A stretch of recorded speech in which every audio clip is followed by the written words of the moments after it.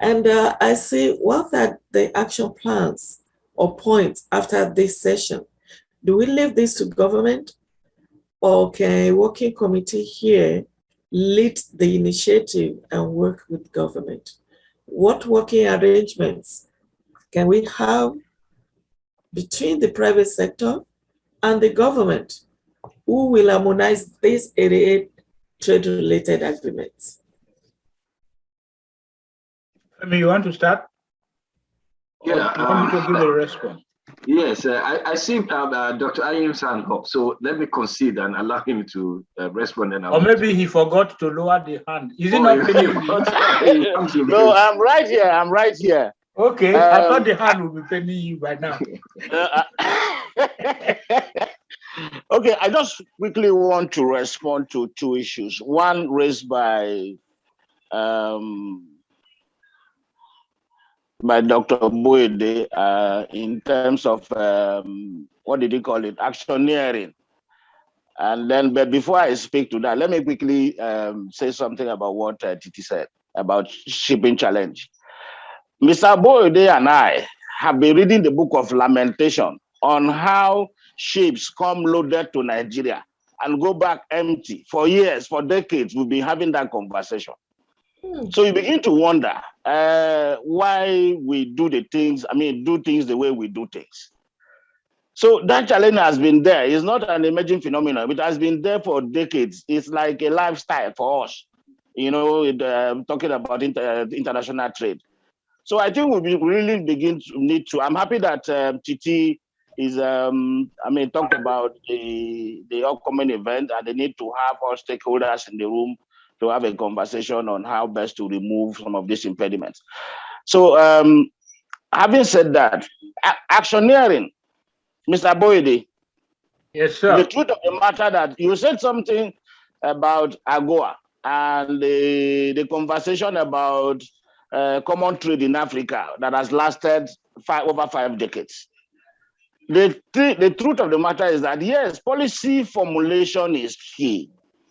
But you see, what we should be considering is, in the over 5 decades that this talks about policy formulation, articulation, and implementation has been going on, how well have these translated to measurable outcomes?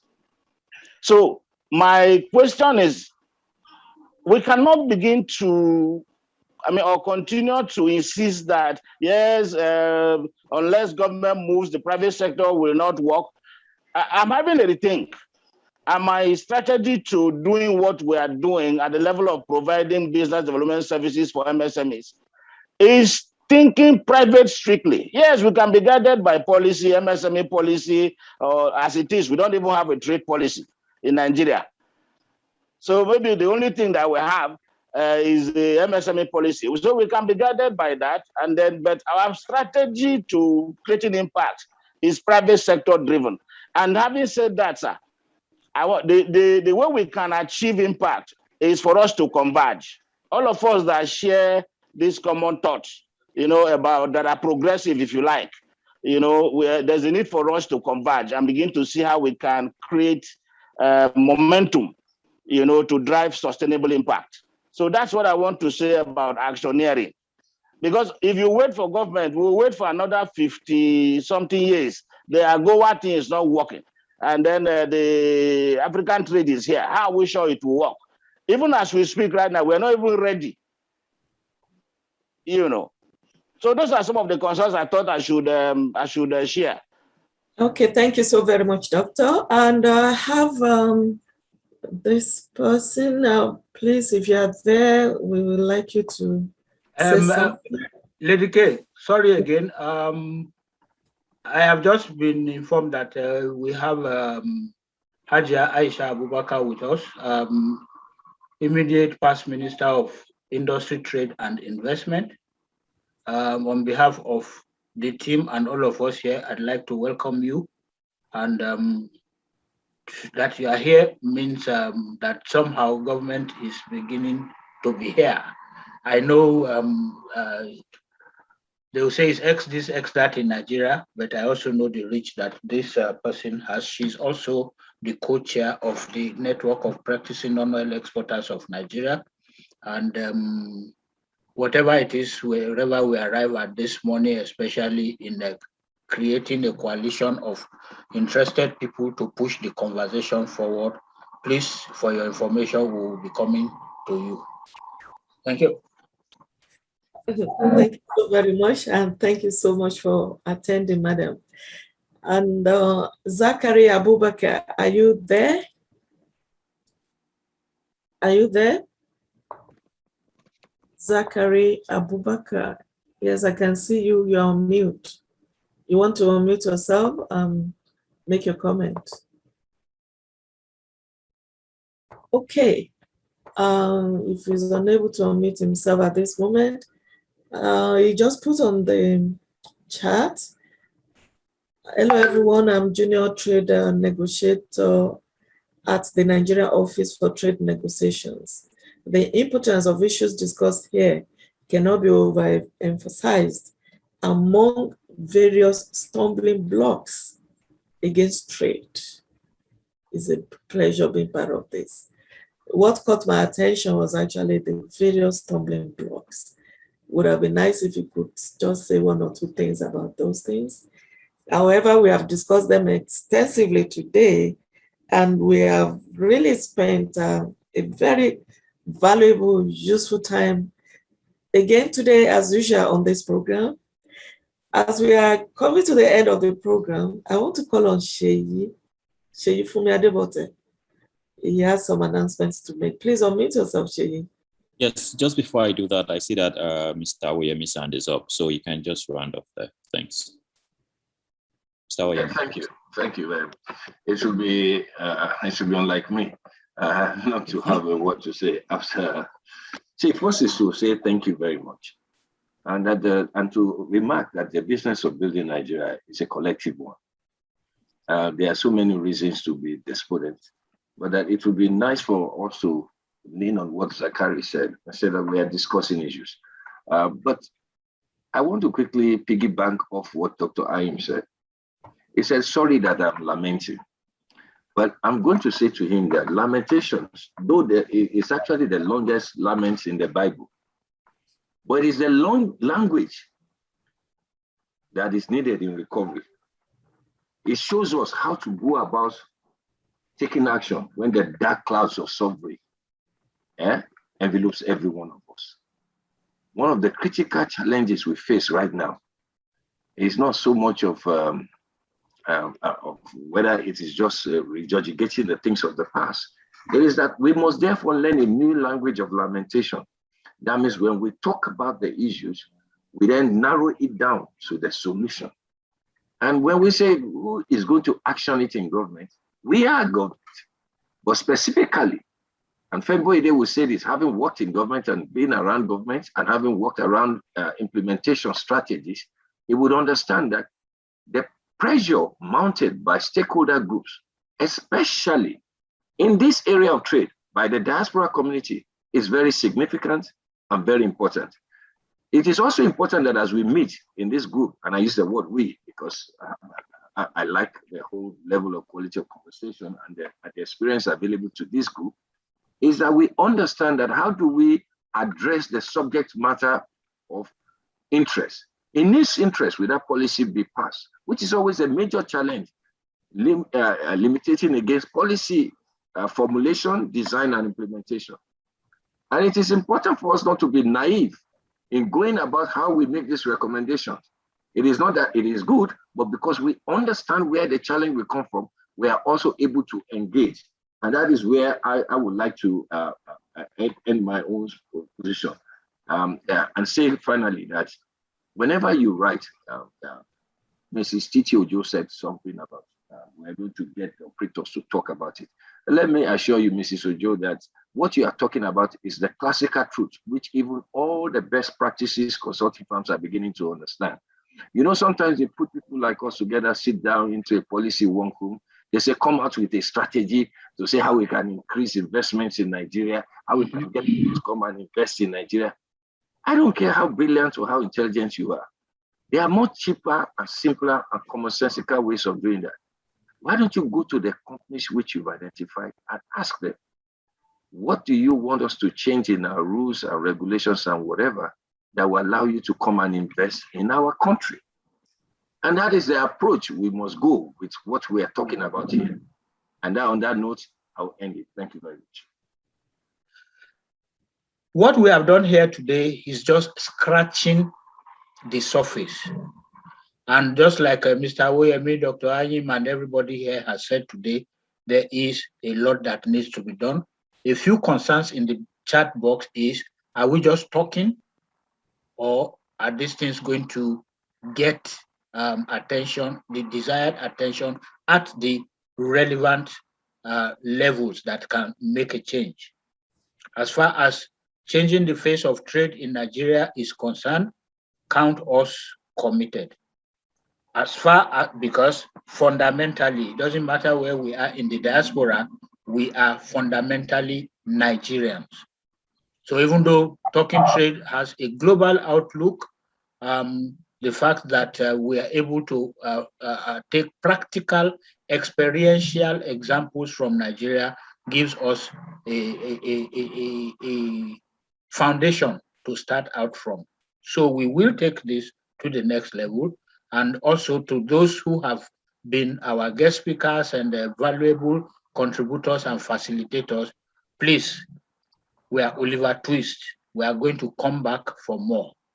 And as we package our thoughts about what to do, constituting a think tank, a brainstorming group that will then fashion what next to do, package our summaries and solutions and how to get them.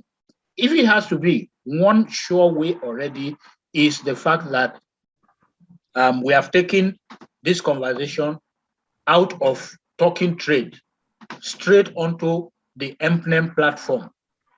Now, you would wonder why this. Of course, for the simple reason that we have discussed today, MPNEM is the network of practicing non-oil exporters of Nigeria. It's broad. It's a board of trustees cut across all segments. Retired elder statesmen and women. I just mentioned Hajia Aisha Abubakar. Her co-chair is also of the MPNEM. He's a former minister, double or multiple minister. He was Attorney General. He was Minister of Defense. He was Minister of Labor.